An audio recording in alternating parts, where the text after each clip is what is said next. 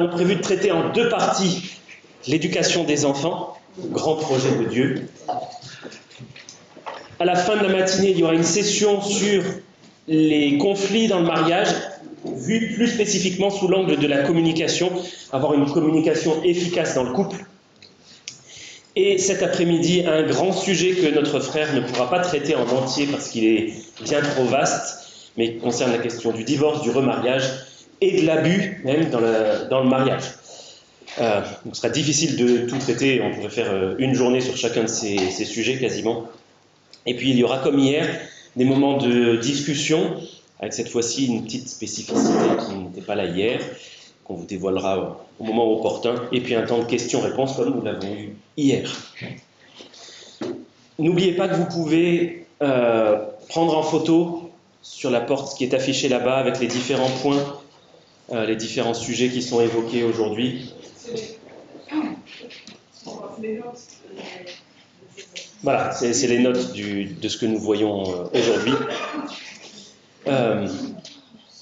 N'oubliez pas aussi que vous pouvez soutenir le ministère d'Olivia qui est à plein temps dans le ministère de Relations d'aide, si vous le souhaitez, en achetant une des petites fournitures qui se trouvent là-bas. Je vous propose qu'on prie ensemble et puis après on va plonger directement dans le vif du sujet. Seigneur, merci de nous donner ce temps à part où nous pouvons nous plonger dans les merveilles de ta parole. S'il te plaît, Seigneur, ouvre nos yeux, ouvre nos cœurs pour qu'on voie et qu'on comprenne. Aide-nous à nous exprimer clairement, à rester dans la vérité. Seigneur, nous te prions pour que ces choses pénètrent nos cœurs, qu'ils y restent, et que nous mettions en pratique ce que nous recevons pour la gloire de ton nom, par Jésus-Christ. Amen. Amen. Le premier sujet que nous abordons ce matin en deux parties, entrecoupées d'une pause, c'est donc l'éducation des enfants, avec ce titre qui a été donné « Entraînez-les ». Un grand appel de Dieu à l'éducation chrétienne. Alors, je vais enfoncer des portes ouvertes ce matin, mais quand on voit un enfant, il y a une chose qui est évidente, c'est que cet enfant a des parents. Des parents qui peuvent être absents physiquement, mais s'il y a un enfant, c'est qu'il y a des parents. Et on a vu hier que Dieu est le créateur du mariage, que Dieu est le créateur de la sexualité, qu'il est le créateur de la famille, qu'en tant que disciples de Jésus, nous voulons faire la volonté de Dieu dans ces différents domaines. Mais il y a aussi, dans le cadre de la famille, un aspect particulier quel Dieu appelle ses disciples à faire sa volonté, c'est l'éducation des enfants. Et c'est vraiment un sujet qui est majeur pour les chrétiens, majeur dans le cadre de la relation d'aide biblique, pour ceux qui commencent à se former dans ce domaine, ou qui ont déjà un petit peu avancé, mais c'est aussi un sujet qui est majeur dans notre société, que l'éducation des enfants, parce qu'il y a plusieurs acteurs qui se disputent le droit, le privilège de pouvoir éduquer les enfants. À qui est-ce que revient le droit et le devoir d'éduquer les enfants?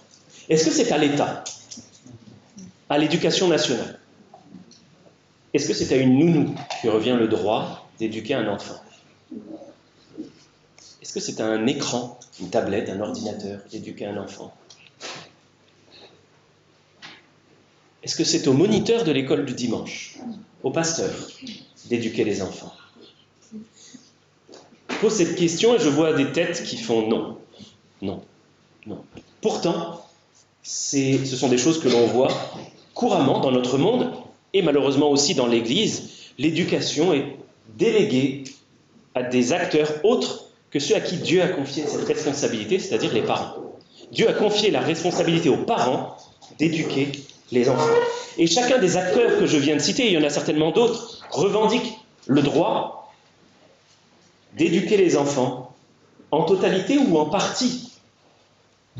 Pourquoi? Pourquoi est-ce qu'il y a une telle guerre, un tel combat autour de l'éducation des enfants? Pourquoi est-ce que certains acteurs dans notre société font tout pour parvenir à éduquer les enfants? Eh bien parce que lorsque vous éduquez un enfant, que vous formez son esprit, quand vous influencez un être humain dans son plus jeune âge, vous allez donner une trajectoire à toute sa vie. Voilà pourquoi beaucoup veulent s'arroger le droit, le privilège d'influencer la vie de jeunes enfants, parce qu'en les prenant dès le plus jeune âge, ils vont donner une trajectoire à toute leur vie. Je vous propose d'ouvrir votre Bible dans Proverbes, chapitre 22 et verset 6. Proverbes 22, verset 6.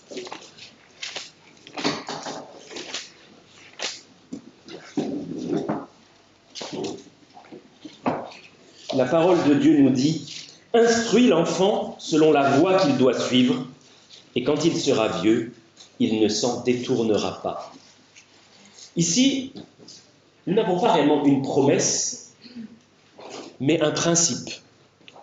Nous n'avons jamais la promesse que nos enfants se convertiront au Seigneur, mais il est ici énoncé le principe selon lequel l'instruction, l'éducation apportée à un enfant va influencer toute sa vie. Si on instruit l'enfant et qu'on lui donne une voie à suivre, même quand il sera devenu vieux, il ne s'en détournera pas. Parce que nous allons donner à sa vie, à son caractère, à son cœur, une forme et une trajectoire particulière qu'il va suivre d'une certaine manière toute sa vie. Si quelqu'un désire avoir une population non instruite et facile à gouverner, bien il fera en sorte que les enfants ne reçoivent pas une éducation appropriée, qu'ils restent dans l'ignorance, qu'ils vivent dans la peur et qu'ils n'apprennent pas à avoir un esprit critique. Donc le défaut d'éducation, ou donner une mauvaise éducation, une mauvaise instruction, peut être tout à fait volontaire lorsque l'on veut maintenir une population dans l'ignorance et la garder facile à manipuler. Mais en tant que chrétiens, il faut que nous sachions que Dieu revendique le droit de parler dans la vie de nos enfants. Dieu a ce droit-là parce que nos enfants avant d'être nos enfants, sont des créatures de Dieu. Ils sont là par la grâce de Dieu, c'est lui qui leur a permis l'existence. Et c'est à leurs parents que Dieu confie la responsabilité de parler de sa part. En tant que parents, nous avons reçu de la part de Dieu le mandat de parler à nos enfants de la part de Dieu. La première chose que nous voyons dans cette introduction à l'éducation chrétienne, c'est que l'éducation, c'est un commandement de Dieu. Dans Genèse 1, verset 28, il est dit que Dieu les bénit et leur dit « Soyez féconds, multipliez, remplissez la terre et assujettissez-la. Et dominez sur les poissons de la mer, sur les oiseaux du ciel et sur tout animal qui se meut sur la terre. » Notez deux choses dans ce verset de Genèse 1, 28. La première chose, c'est qu'il est dit que Dieu a béni. C'est une bénédiction que Dieu accorde à l'homme et à la femme qu'il vient de créer. Et cette bénédiction a pour premier mot « Soyez féconds et multipliez ». Donc le fait de se reproduire, d'avoir des enfants, fait partie de la bénédiction de Dieu et du commandement qu'il nous donne de nous reproduire. Mais il ne faut pas oublier qu'à ce moment-là, le péché n'est pas entré dans le monde. Donc l'intention de Dieu, c'est d'avoir une population d'êtres humains semblables à lui, créés à son image, une image qui n'a pas été déformée par le péché. Donc nous voyons que c'est une bonne chose que d'avoir des enfants. C'est une bénédiction de la part de Dieu. Les enfants sont des dons accordés par Dieu. Je vous lis les passages qui sont notés ici. Genèse 4, verset 1. Adam connut Ève, sa femme, elle conçut et enfanta Caïn, et elle dit « J'ai formé un homme avec l'aide de l'Éternel. » Au verset 25 du même chapitre, Adam connut encore sa femme, elle enfanta un fils et l'appela du nom de Seth, car, dit-elle, Dieu m'a donné un autre fils à la place d'Abel que Caïn a tué.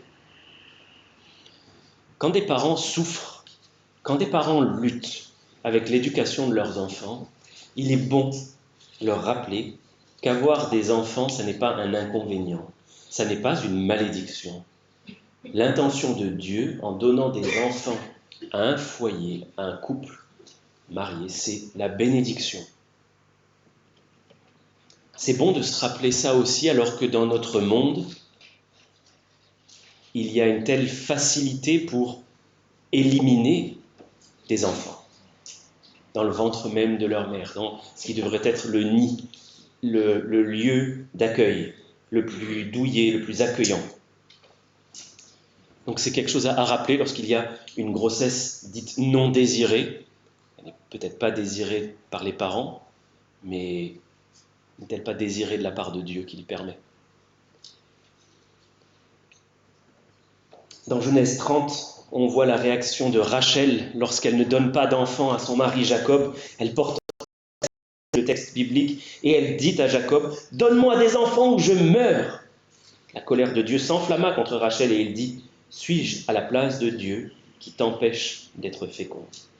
Donc les enfants sont des dons accordés par Dieu. C'est évident que certains n'arrivent pas à avoir des enfants par la volonté de Dieu, c'est Dieu qui le permet ou qui ne le permet pas.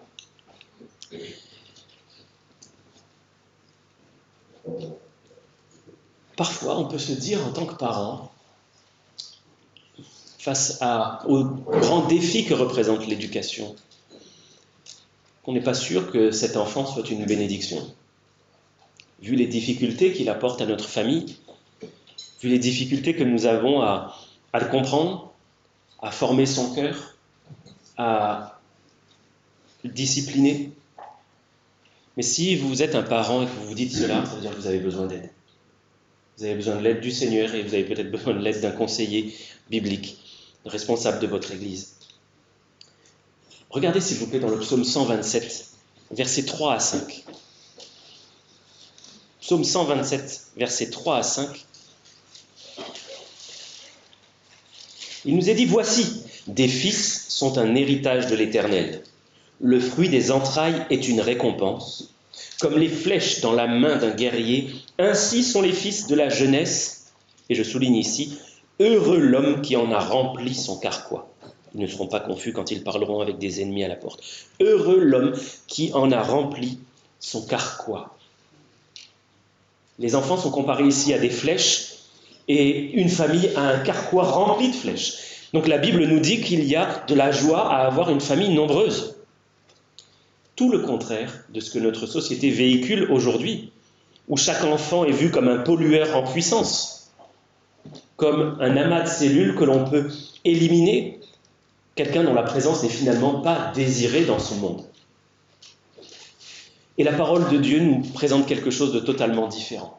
Dans le plan de Dieu, la famille, le couple, les enfants, et même une famille nombreuse, si Dieu le permet, sont une bénédiction et il y a du bonheur à cela. Vous savez, il y a quelques années, nous nous promenions avec mon épouse dans la rue, avec notre famille, qui n'était pas aussi nombreuse qu'elle l'est aujourd'hui. Nous avons 5 enfants et nous avons entendu cette remarque de passants que nous avons croisés dans la rue, qui n'ont pas osé nous le dire vraiment en face, mais qui ont dit suffisamment fort cette remarque pour que nous l'entendions. « la contraception, ça existe. » Mais cela montre, cela révèle la façon de penser de notre monde. Alors bien sûr, tout le monde ne pense pas comme ça dans le monde, et certains s'émerveillent encore de voir une famille nombreuse et puis des enfants heureux. Mais beaucoup considèrent cela comme une difficulté supplémentaire, quelque chose qui empêche de s'épanouir, de faire ce que l'on veut dans la vie. Personnellement, je ne connais rien de plus sanctifiant dans ma vie que le mariage et la parentalité.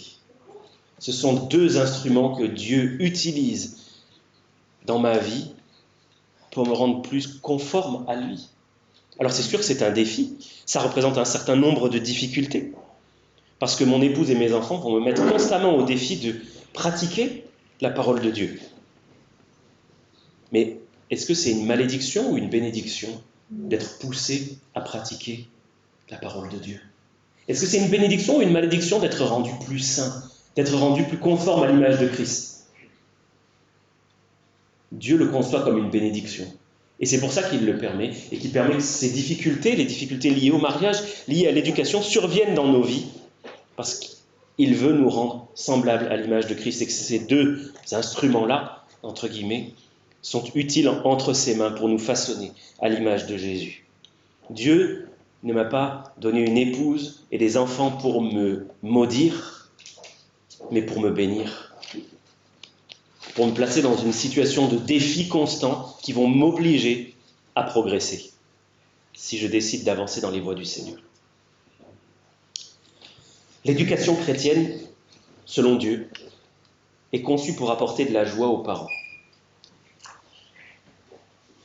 Je voudrais qu'on regarde Proverbe 29, verset 17. Et je vous invite à ouvrir votre Bible pour situer bien ce verset sur lequel on peut passer assez rapidement.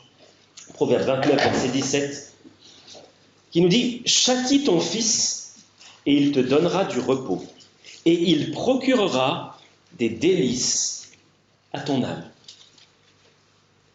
Beaucoup voient aujourd'hui le fait d'élever des enfants comme un fardeau, une grande difficulté. Mais en réalité, Dieu a conçu cela pour pouvoir réjouir le cœur des parents en voyant des enfants qui ensuite marchent droit.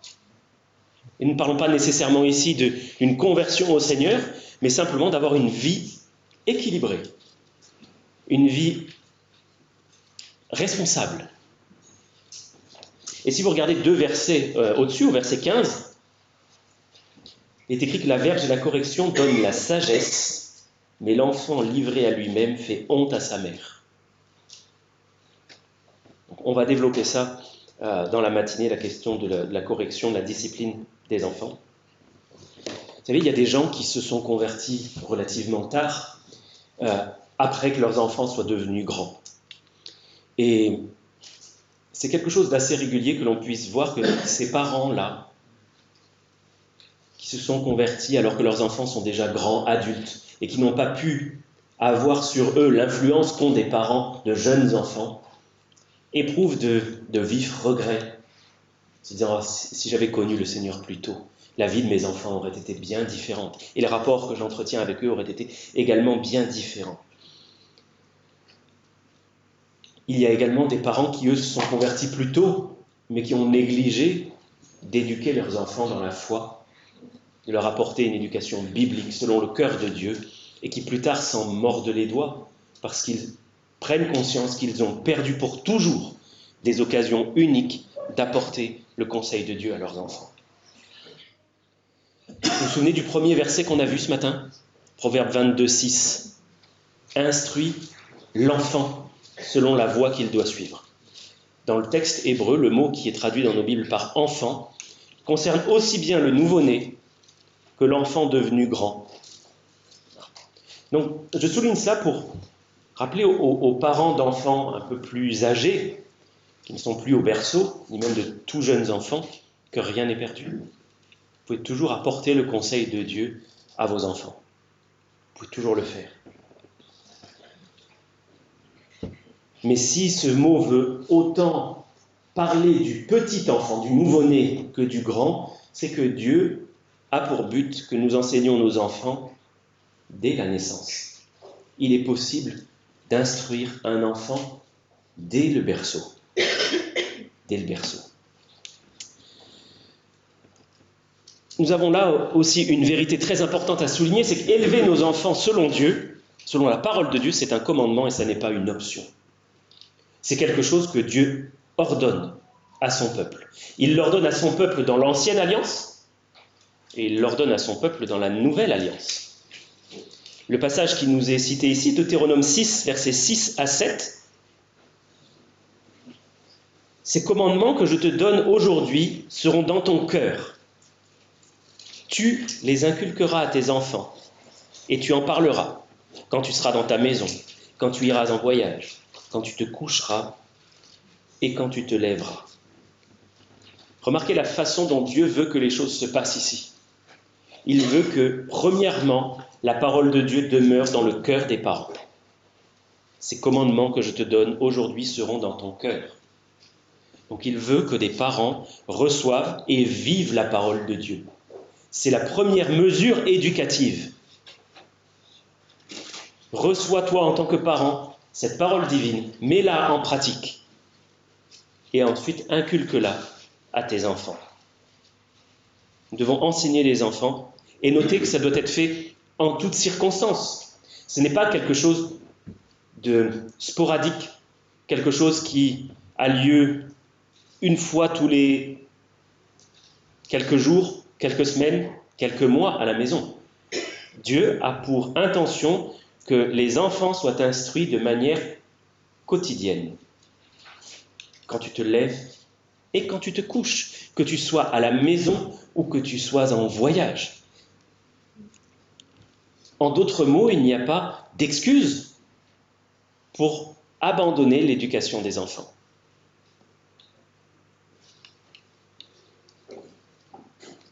Une question là pour ceux qui sont parents ici. Est-ce qu'il y a des choses que vos enfants font et que vous ne leur avez pas enseignées? Oui, hein? Est-ce que quelqu'un ici a appris à ses enfants à mentir?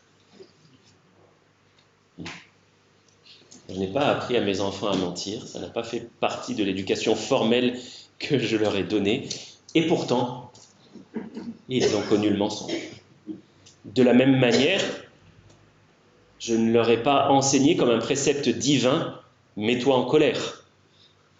Pourtant, il leur arrive de se mettre en colère. Je ne leur ai pas enseigné à être impatients, mais ils m'ont vu me mettre en colère. Ils m'ont vu faire preuve d'impatience. Donc, l'éducation que je leur ai donnée passe autant par mes paroles et par des instructions bibliques, verbales, que par la façon dont je vais me comporter. Autant, si ce n'est plus. Parce que mes enfants vont voir si je dis une chose et que je fais son contraire. Mes réactions aux difficultés leur apprennent quelque chose de très important. Parce que je vais être un exemple pour eux. Ils vont me voir réagir face aux difficultés de la vie. Et pour eux, ça sera la solution. Si papa et maman réagissent de cette manière aux difficultés de la vie, c'est comme ça qu'on doit faire. Alors faisons-le. S'ils voient papa et maman réagir aux difficultés de la vie en se mettant à genoux devant le Seigneur, en allant chercher le conseil de Dieu dans la parole, eh bien, il y a de bonnes chances pour qu'ils prennent cette habitude-là en disant « Ah, bon, je suis face à une difficulté, qu'est-ce que je vais faire? Je vais aller chercher Dieu. Qu'est-ce que Dieu me dit de faire dans cette situation-là » Mais éduquer les enfants, c'est un défi. Alors, je ne sais pas si vous avez déjà entendu, ou peut-être que vous l'avez dit vous-même, les enfants ne sont pas livrés avec le mode d'emploi. Et c'est quelque chose que je constate tous les jours. J'ai 5 enfants, tous sont très différents les uns des autres. Pourtant, nous sommes tous les deux leurs parents, dont les mêmes parents, la même maison, globalement le même mode d'éducation, mais chacun a son caractère, chacun a ses spécificités, des choses qu'il aime, qu'il n'aime pas, des choses dont il a peur ou pas. Alors c'est vrai que les enfants ne sont pas livrés avec un mode d'emploi. Par contre, il y a un mode d'emploi de l'éducation. Il y a un mode d'emploi de la parentalité, et ce mode d'emploi, il se trouve dans la parole de Dieu. Notre responsabilité en tant que parents n'est pas le résultat. Notre responsabilité en tant que parents, ce sont les moyens que nous mettons en œuvre. Parce que nos enfants sont des êtres que Dieu a créés pour être responsables devant lui des décisions qu'ils vont prendre. En revanche, nous sommes responsables des moyens que nous mettons en œuvre pour leur apporter le conseil de Dieu. Nous ne pouvons pas changer le cœur de nos enfants, ni le cœur de qui que ce soit d'autre. Ça, c'est la prérogative et le privilège de Dieu. Mais notre responsabilité, c'est d'apporter aux enfants ce que Dieu demande que nous leur apportions. Qu'ils changent ou qu'ils ne changent pas. Qu'ils se convertissent au Seigneur ou pas. Et alors vous pouvez noter, c'est pas très heureux ce qui s'est passé là. C'est Timothée 3, versets 1 à 5 et versets 12 et 13 ensuite. Ce que vous ne voyez pas bien ici. Je vais vous lire 2 de ces passages. Genèse 6, verset 5. Ces 2 passages nous montrent le défi. Et en quoi consiste le défi d'apporter le conseil de Dieu à des pécheurs. L'Éternel vit que la méchanceté des hommes était grande sur la terre et que toutes les pensées de leur cœur se portaient chaque jour uniquement vers le mal. Il n'y a pas grand-chose de neuf aujourd'hui. C'était le cas au moment du déluge. Et aujourd'hui encore, par nature, l'enfant vient au monde avec cette nature pécheresse, éloignée de Dieu, ennemie de Dieu. Et ses pensées vont spontanément se porter vers le mal. C'est pour ça que je n'ai pas eu besoin d'apprendre à mes enfants à mentir, à taper, à se mettre en colère. C'est la nature pécheresse qui se trouve en eux. Et Jérémie 17, verset 9 nous dit que le cœur est tortueux par-dessus tout et qu'il est méchant. C'est important de savoir que nos enfants naissent pécheurs. Contrairement à ce que dit le monde, qui véhicule l'idée qu'un enfant naît neutre, voire bon, que la nature est intrinsèquement bonne, la nature de l'homme intrinsèquement bonne, ce n'est pas du tout ce que dit la Bible. L'Éternel regarde du haut des cieux et il voit qu'il n'y a pas un seul juste, pas même un seul, il n'y en a pas un qui fasse le bien, tous sont égarés, tous sont pervertis. Donc depuis que le péché est entré dans le monde, c'est normal que la parentalité soit difficile. C'est normal que ça représente un défi constant. Et Dieu ne nous donne aucune garantie que ce sera facile. Par contre, il nous dit de ne pas avoir d'illusions sur la nature des êtres que nous devons élever. Ce sont des pécheurs. La Bible nous montre que ceux qui se sont illusionnés à ce sujet ou qui ont négligé d'être de bons parents selon Dieu en ont payé le prix ensuite. On le verra, il me semble, ensuite avec le sacrificateur Élie, qui a fait preuve d'une ignorance, une crédulité coupable, une négligence coupable vis-à-vis de ses enfants, qu'il laissait commettre de grands péchés contre Dieu et contre le peuple. Mais on le voit aussi avec David, qui a négligé de reprendre certains de ses fils, qui sont devenus ensuite des dictateurs, des parricides en puissance.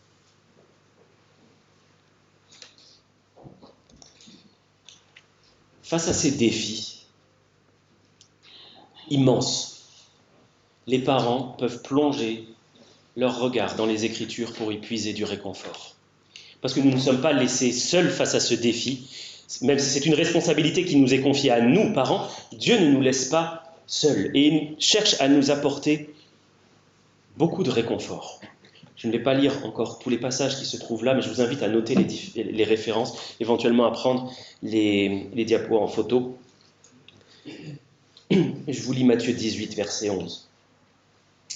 Le Fils de l'homme est venu sauver ce qui était perdu. Ou ailleurs, le Fils de l'homme est venu chercher et sauver ce qui était perdu. Nous avons l'assurance dans Jean 17, 17 que la parole de Dieu est la vérité qui sanctifie. C'est important de se rappeler que dans l'éducation de nos enfants, nous ne sommes pas seuls. Le Fils de l'homme est venu chercher ces êtres qui sont perdus. Nous, notre rôle, c'est d'être des porte-voix, des héros, au sens la proclamation. Dieu est à l'œuvre avec nous, le Saint-Esprit est à l'œuvre avec vous en tant que parents, pour les convaincre. Vos enfants seront responsables de leurs réponses. Mais vous pouvez être sûr que Dieu ne vous laisse pas seul face à l'immense défi de la parentalité. Vos enfants peuvent être les plus égarés au monde. Jésus est venu chercher et sauver ce qui était perdu. Il est venu chercher la brebis qui s'est égarée toute seule, qui a cherché même à s'égarer, qui s'est éloignée volontairement du troupeau, qui est allé se mettre dans des ennuis. Jésus est allé la chercher.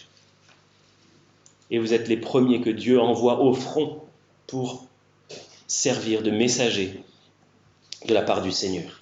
Que nous voyons cela ou pas, nous avons la certitude que c'est la vérité, que Dieu est à l'œuvre, d'une manière invisible que nous ne pouvons pas voir, que nous ne pouvons pas comprendre. Mais par la foi, nous saisissons que Dieu est à l'œuvre lorsque nous cherchons à éduquer nos enfants selon les voies de Dieu. Et c'est pourquoi nous revenons à ce verset de Proverbe 22, verset 6, « Instruis l'enfant selon la voie qu'il doit suivre, et quand il sera vieux, il ne s'en détournera pas. Je répète, il s'agit là d'un principe, pas d'une garantie. Et vous savez, en préparant cette conférence, j'ai tapé du texte sur mon ordinateur, j'ai cliqué sur « Imprimer » et le texte est sorti tel que je l'avais mis en page. L'éducation chrétienne ne fonctionne pas de cette manière-là. Je ne peux pas juste entrer du texte dans le cœur de mes enfants, appuyer sur « Entrer » et tout va bien se passer. Malheureusement, ça ne fonctionne pas comme ça. J'aimerais bien, hein, des fois, mais c'est pas comme ça que ça fonctionne. Après cette relativement longue introduction, nous entrons maintenant un petit peu plus en détail dans le rôle des parents. Le premier point que nous voyons, c'est que nous pouvons trouver un modèle en Dieu lui-même, parce que la Trinité fonctionne selon une structure trinitaire et hiérarchique. Et la famille peut fonctionner de la même manière. Chaque personne de la Trinité est Dieu, mais il y a une hiérarchie au sein de la Trinité, il y a de l'ordre et de la structure au sein de la Trinité. Et il doit y avoir un ordre et une structure dans la famille selon Dieu. Je ne peux pas lire tout le passage d'Éphésiens 5, 22 à 6, 4, mais je vous invite à noter cette référence, à y revenir pour pouvoir l'étudier plus en détail, parce que cela va montrer à chaque parent les rôles qui sont assignés à chacun des membres de la famille, parents et enfants.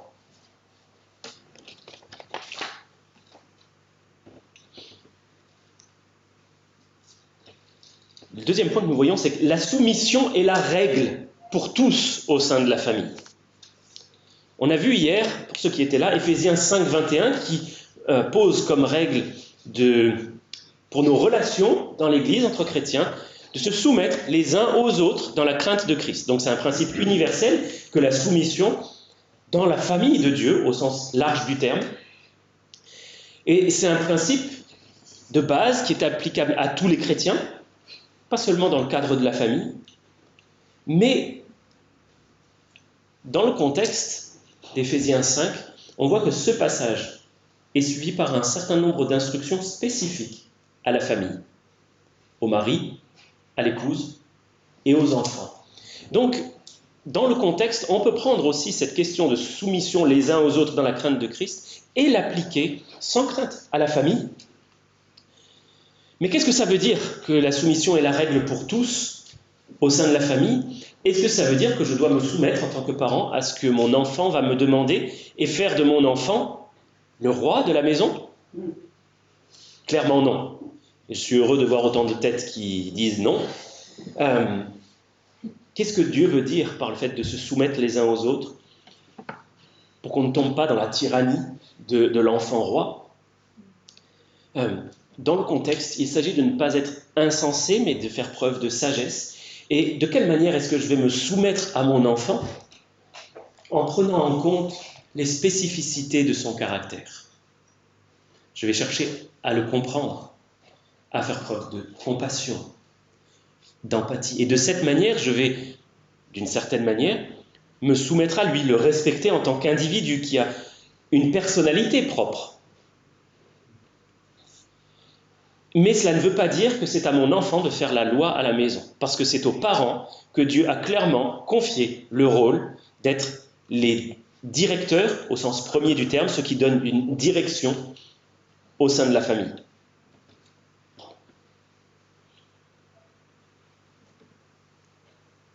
Dans le passage d'Éphésiens 5, il est question de faire preuve de sagesse, de ne pas se conduire comme des insensés, mais comme des sages, pour ne pas vivre une vie marquée par le désordre. Une famille qui est dirigée par des enfants est marquée par le désordre. Je ne parle pas forcément du bazar qui peut régner dans la maison, mais un désordre spirituel.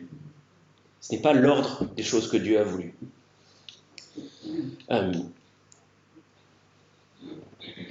Dieu tient les pères pour responsables, et j'ajoute le point 4 qui sera affiché juste ensuite, les mères sont directement impliquées Dieu tient les pères pour responsables et les mères sont directement impliquées. J'ai parlé tout à l'heure du sacrificateur Élie, dont les fils se rendaient coupables de grands péchés. Ils allaient même coucher avec des femmes du peuple. Ils se servaient dans les offrandes très saintes réservées à l'Éternel pour leur propre plaisir. Et Élie ne les a jamais repris. Il semble même qu'il ne se soit jamais rendu compte de ce qui se passait exactement, puisqu'il l'a appris par d'autres.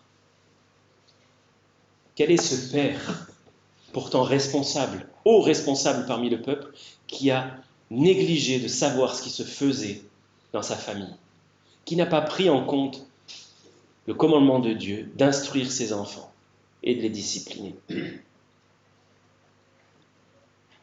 Dieu va le reprendre très sévèrement, en faisant mourir ses enfants et en le faisant même mourir lui-même, en l'ôtant de la terre. On a vu hier que dans les rôles maritaux, entre époux et épouse, le rôle d'une épouse est d'être une aide auprès de son mari. Donc elle doit être impliquée auprès de son mari, aux côtés de son époux. Et je voudrais que nous regardions Proverbe, chapitre 1, versets 8 et 9. Proverbe 1, 8 et 9 qui dit « Écoute mon fils, l'instruction de ton père, et ne rejette pas l'enseignement de ta mère, car c'est une couronne de grâce pour ta tête, et une parure pour ton cou. » Et Éphésiens 6, versets 1 et 2 nous dit « Enfants, obéissez à vos parents, selon le Seigneur, car cela est juste. Honore ton père et ta mère. » C'est le premier commandement avec une promesse, est-il ajouté. Donc les deux parents doivent être impliqués par ordre de Dieu dans l'éducation des enfants. Père et mère ont à apporter des instructions et des enseignements, et les enfants sont appelés, ils reçoivent de Dieu l'ordre de ne pas négliger ni père ni mère, mais de prendre garde à ce que leurs parents leur apportent. On viendra un petit peu plus en détail là-dessus dans un instant. Cinquième point, être parent est une identité ou un rôle. Et par conséquent, si nous voulons être fidèles dans notre rôle de parent, nous ne pouvons pas déléguer, exporter cette responsabilité à qui que ce soit d'autre. Il est évident ici que nous ne parlons pas des cas où il y a eu une adoption, un enfant adopté, où là, l'éducation a été déléguée à des parents adoptifs. Ce ne sont pas les parents biologiques qui ont assumé cette éducation-là. Ce que nous voyons aujourd'hui, c'est que beaucoup de parents qui sont confrontés à des difficultés persistantes dans l'éducation de leurs enfants ont recours à qui? Au médecin. On va voir le généraliste parce que notre enfant ne sait pas se tenir et on pense qu'il s'agit là d'un problème physique, biologique que l'on va pouvoir traiter par des médicaments. Alors, il est vrai que certains aliments peuvent perturber le comportement de nos enfants, qu'une alimentation trop riche en sucre va certainement les exciter un petit peu trop. Néanmoins, que va faire le médecin? Il va peut-être donner un traitement, peut-être donner un conseil, mais si le problème persiste, les parents vont se diriger chez le psychothérapeute, psychologue, psychiatre, etc., etc. Et finalement, de personnel médical en spécialiste, on essaye de trouver chez les professionnels de santé une solution à des problèmes qui trouvent solution dans la parole de Dieu. Un problème que Dieu demande aux parents de prendre en charge, pas à un spécialiste de la santé. Et je me rends compte que dans mon ministère, il y a peu de choses aussi désagréables à faire que de devoir faire la leçon aux enfants des autres. Ce qui m'arrive lorsque je suis face à un parent qui laisse son enfant faire tout ce qu'il veut, dimanche matin par exemple, pendant le culte, il m'arrive d'intervenir pour aller dire là, les enfants ils doivent baisser d'un ton pour le bien de toute l'Église. Il arrive que j'intervienne. Et ce que je trouve particulièrement frappant, c'est la réaction des parents lorsque j'interviens. Tu as entendu ce qu'a dit le pasteur? Il y a quelque chose que je trouve très très gênant ici, parce que ce n'est pas de moi que devrait sortir le commandement de faire moins de bruit ou de se tenir tranquille. C'est des parents. Pourquoi n'ont-ils pas pris en charge l'éducation de leurs enfants à ce niveau-là? Pourquoi est-ce que l'enfant devrait prêter une oreille plus attentive à quelqu'un qui est extérieur à la famille qu'à ses parents? Pourquoi est-ce que les parents délèguent finalement cet aspect de l'éducation à quelqu'un d'extérieur, à un pasteur, ou à n'importe qui de l'église qui en aurait assez d'entendre des enfants hurler et mal se comporter, qui empêchent de suivre le culte? Encore une fois, c'est aux parents que ce rôle revient, c'est votre identité. Aux yeux de Dieu, vous êtes parents. Et cette identité, c'est sortie d'une responsabilité, qui est celle d'éduquer les enfants. Et ça peut être difficile pour un enfant aussi, comme pour un parent, d'obéir, d'apprendre à obéir. Mais la tâche des parents, c'est d'encourager, d'aider, d'édifier et de corriger aussi. Maintenant, qu'est-ce que la parole de Dieu dit aux enfants? Éphésiens 6, versets 1 à 4 nous dit « Enfants, obéissez à vos parents selon le Seigneur, car cela est juste. » Il nous faut rappeler à nos enfants que l'obéissance est due au Seigneur. Ils n'obéissent pas aux parents parce qu'il faut obéir aux parents. Ils doivent apprendre à obéir aux parents parce que c'est un commandement de Dieu. En dernier lieu, c'est à Dieu qu'est due l'obéissance. Rappelons-nous que lorsque nos enfants désobéissent, ce n'est pas nous qu'ils offensent, c'est Dieu. C'est contre Dieu qu'ils se rebellent, pas contre leurs parents.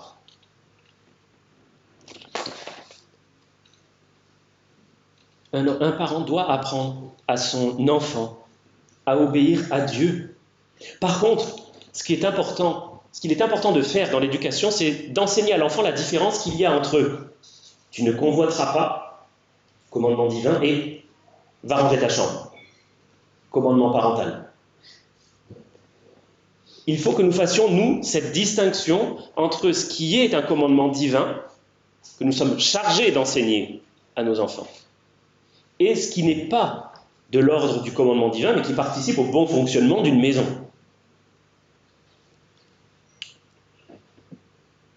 L'un est un commandement de Dieu, l'autre ne l'est pas. Et c'est vrai qu'il est bon qu'un enfant apprenne à ranger sa chambre, à devenir de manière générale quelqu'un de serviable, qu'il apprenne à participer aux différentes tâches de la maison. Mais l'enfant n'est pas le serviteur de ses parents. L'enfant n'est pas le serviteur de ses parents. Nous n'avons pas pour devoir de former des petits serviteurs de nos personnes, mais des serviteurs de Dieu. Ils doivent apprendre à servir Dieu. Si je demande à mon enfant de ranger sa chambre, ce qui est une bonne chose, je dois lui apprendre à le faire, non pas pour moi, mais pour le Seigneur. Mettre les choses dans une perspective biblique et divine, que ce n'est pas moi qu'il doit servir, mais Dieu, qui lui demande d'être quelqu'un de serviable, de bon, de participer au bon fonctionnement de la maison.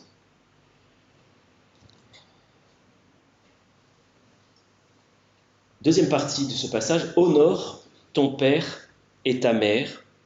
Et il est ajouté que c'est le premier commandement avec une promesse.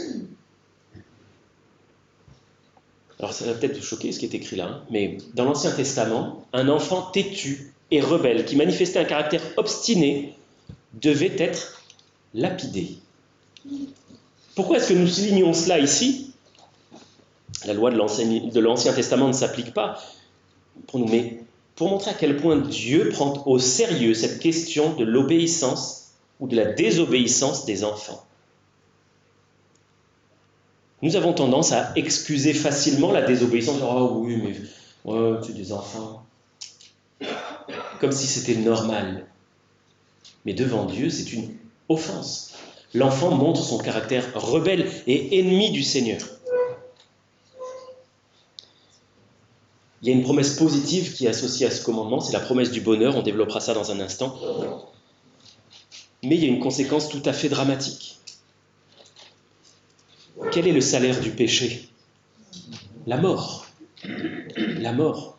La désobéissance qui est dans le cœur de nos enfants les mène aussi sûrement à la mort que nos propres péchés qui, à nos yeux, paraissent peut-être plus graves, avec des conséquences plus importantes.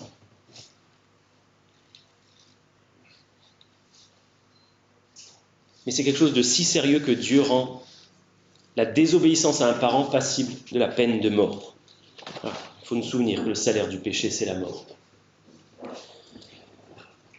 Deuxièmement, les expressions faciales d'un enfant ne devraient pas déshonorer ses parents. Dans Proverbe 30, verset 17, il est dit « L'œil qui se moque d'un père et qui dédaigne l'obéissance envers une mère, les corbeaux du torrent le perceront et les petits de l'aigle le mangeront. »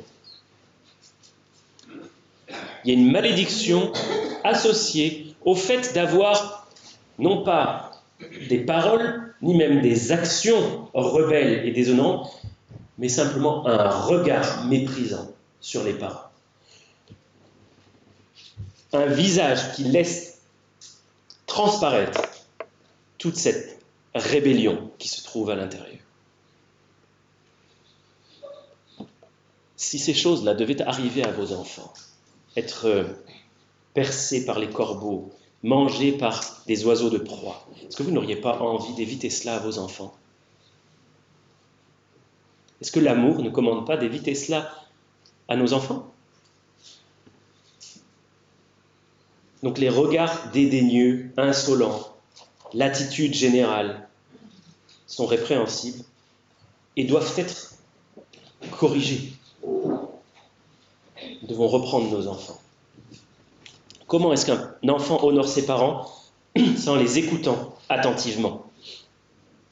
Proverbe 23, verset 22 nous dit « Écoute ton père, lui qui t'a engendré, et ne méprise pas ta mère quand elle est devenue vieille. » Si vous parcourez les proverbes, vous allez voir ces commandements, ces versets qui encouragent à écouter père et mère sont légion. Il y en a énormément, énormément.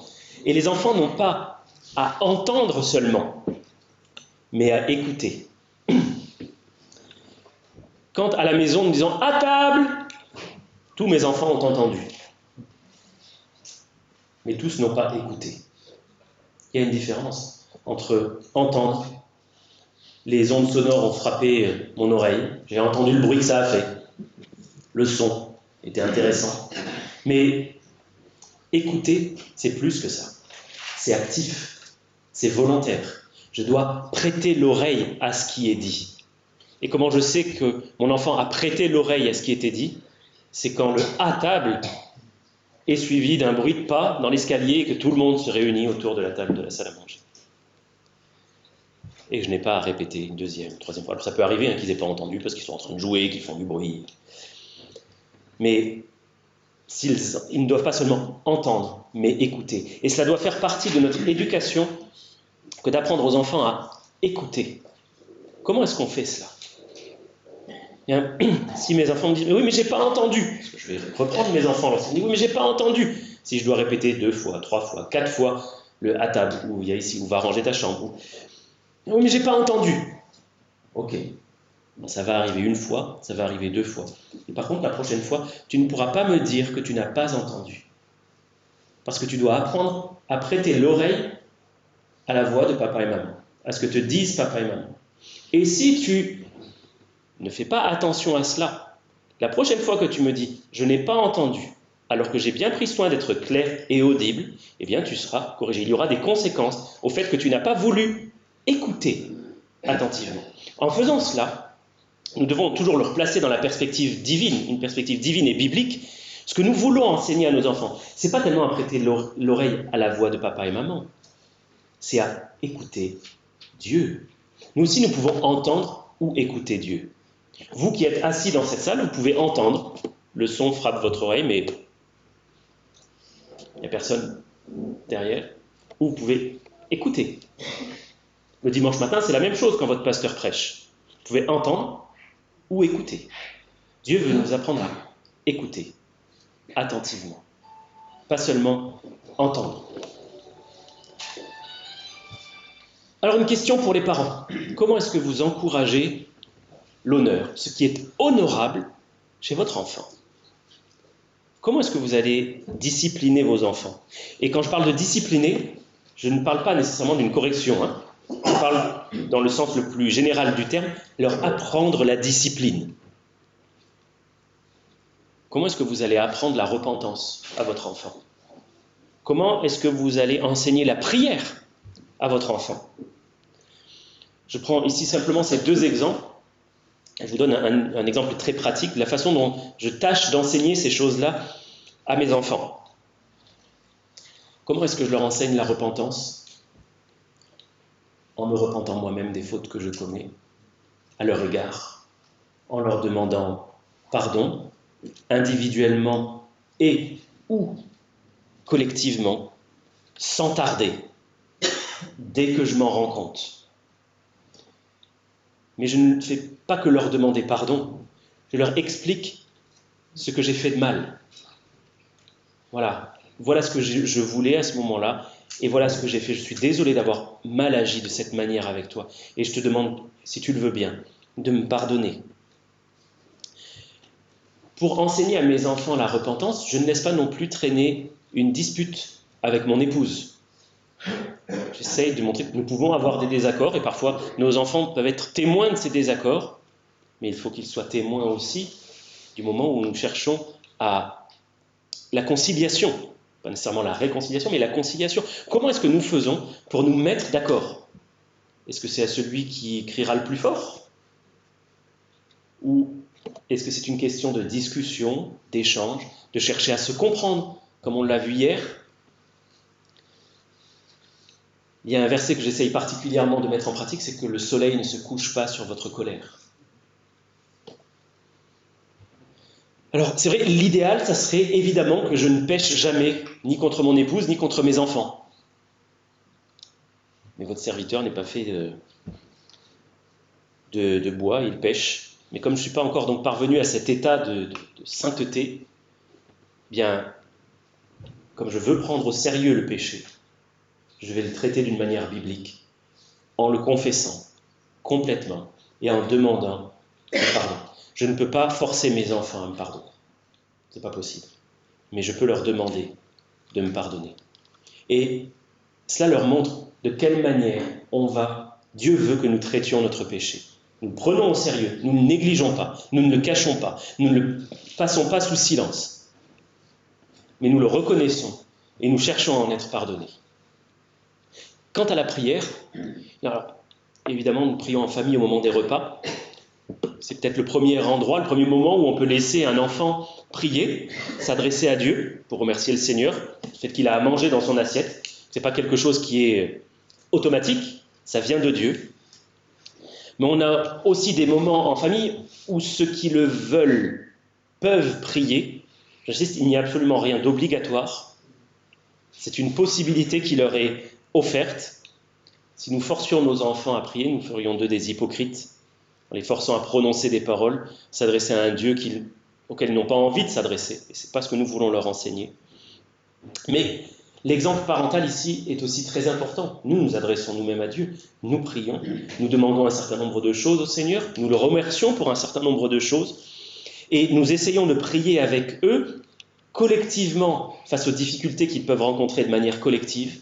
Nous demandons collectivement au Seigneur de leur accorder un cœur qui soit obéissant, qui soit doux, de bonnes relations entre eux. Mais aussi individuellement, quand nous savons que l'un de nos enfants a une difficulté particulière dans un domaine, nous allons, l'un ou l'autre, prier avec lui, demander au Seigneur du secours, pour qu'il voie que notre manière de résoudre les problèmes n'est pas en nous démenant dans tous les sens, mais premièrement en cherchant le secours du Seigneur, pour qu'ils apprennent à placer leur confiance en Dieu. Donc, comment est-ce qu'on encourage l'honneur, ce qui est honorable chez nos enfants? C'est en tentant de donner l'exemple. Un exemple qui sera évidemment imparfait, mais c'est en menant nous-mêmes une vie honorable. Il nous était dit hier, Marie, aimez vos femmes de cette manière sacrificielle, dirigez votre famille spirituellement, pourvoyez à leurs besoins d'une manière consistante, Donc on a déjà développé ça hier dans la partie sur l'époux pieux et l'épouse pieuse. Mais ces choses, elles sont importantes aussi dans l'éducation des enfants parce que ça va donner un cadre sain, un cadre biblique à nos enfants qui ont besoin de voir ces choses-là. On va être des modèles pour les enfants. Je veux que mes enfants me voient lire la parole de Dieu et prier. Je me souviens d'un de nos neveux qui avait vu son grand-père, qui cherchait son grand-père à la maison, et la grand-mère lui a dit non, papy est allé lire sa Bible et prier. La remarque de cet enfant a fait rire. Ah bon, papa il fait jamais ça. Mais en réalité, nous sommes absolument certains que son père passait du temps avec le Seigneur dans la lecture de la parole et dans la prière. Seulement, l'enfant n'en avait probablement jamais été témoin parce que, pour des raisons certainement éminemment pratiques, le père devait mettre ses moments à part avant le lever des enfants, peut-être, à un moment où il était sûr de ne pas être dérangé. Et du coup, les enfants n'étaient peut-être pas témoins de cela. Alors, je veux que mes enfants sachent que j'ai ces moments-là avec le Seigneur. Je ne vais pas forcément le faire de manière ostensible pour que tout le monde me regarde pendant que je lis ma Bible et regarder s'il me voit bien en train de lire ma Bible et prier. Non. Mais c'est quelque chose d'officiel dans notre famille. J'ai des moments à part avec le Seigneur. Mon épouse a ses moments de communion avec le Seigneur. Nous avons aussi des moments ensemble avec le Seigneur où là les enfants ont pour consigne formelle de ne pas nous déranger. Donc nous les prévenons, on va lire notre Bible ensemble. Et la consigne, pas toujours respectée, c'est à ce moment-là de ne pas déranger papa et maman, pour qu'ils puissent avoir un moment de communion avec le Seigneur ensemble. De manière générale, je veux que mes parents me voient, mes enfants me voient mettre en pratique la parole de Dieu. Ils sont très forts, vous savez, pour voir lorsque nous disons de faire quelque chose et que nous faisons le contraire. Et même si c'est blessant et humiliant, je préfère qu'ils me le disent pour que je puisse corriger cela, plutôt qu'ils gardent cela à l'intérieur et qu'ils en conçoivent ensuite de l'amertume. On a vu hier, femmes, soumettez-vous à vos maris, faites preuve d'un comportement chaste, respectueux, avec un esprit doux et calme. Ne dit-on pas qu'une maman, c'est l'âme, pas l'homme, l'âme de la maison? En général, si maman est de bonne humeur, l'ambiance à la maison est bonne. Si maman est de mauvaise humeur, on peut le sentir rien qu'en mettant un pas à l'intérieur. Mais qu'est-ce que ça apprend aux enfants? Si tout dépend de la maman, il faut encore une fois que nous soyons conscients que nous sommes des exemples. Si toute l'ambiance de la maison est dictée par une seule personne, et que nous nous laissons guider par nos émotions, par exemple, si maman se met en colère quand les choses ne vont pas dans le sens qu'elle a décidé, elle montre à ses enfants que la façon de gérer les contrariétés, c'est en se mettant en colère et en élevant la voix. Si papa tape du poing sur la table pour régler les problèmes, leur façon de régler les problèmes, ça va être en tapant du poing sur la table. Et les enfants ne vont peut-être pas le montrer au sein de la famille, ces choses-là, parce que nous ne les autoriserons peut-être pas à taper du poing sur la table. Mais à l'extérieur, avec les copains, c'est comme ça qu'ils auront appris auprès de nous à gérer leurs problèmes. La façon dont une mère se conduit avec le père des enfants enseigne aussi beaucoup de choses aux enfants. Un caractère irrespectueux, un caractère emporté, violent, même, montre de la même manière. C'est ainsi qu'on va gérer les choses. Ça va donner aux enfants l'image de ce qu'est un couple. Et vice-versa, les réactions du père face à la maman. Ça va montrer, j'ai le droit d'être irrespectueux, j'ai le droit de mentir, j'ai le droit de m'emporter, j'ai le droit... Toutes ces choses, c'est comme ça que ça fonctionne.